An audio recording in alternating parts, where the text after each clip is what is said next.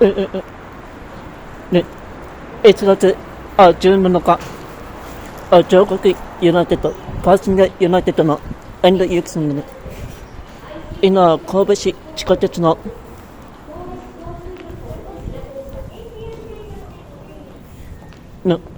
先進南駅にいます。これは先進ユナイテッド線の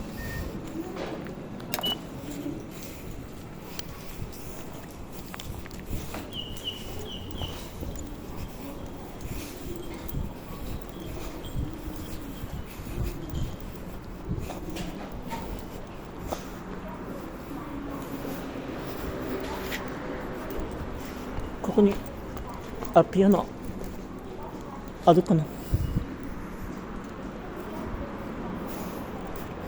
何みたい。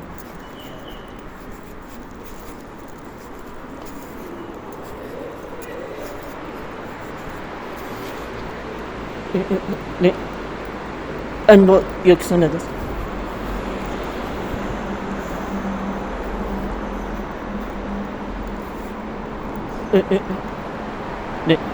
This is January 17th.